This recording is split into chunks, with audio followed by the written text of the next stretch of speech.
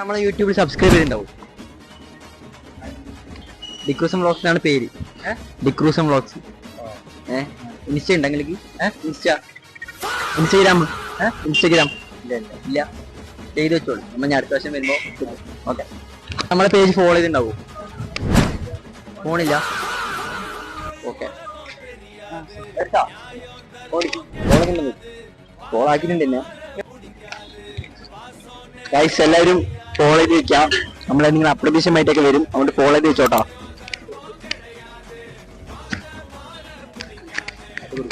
ചെക്കന്മാർ follow ആക്കിയിട്ടാ.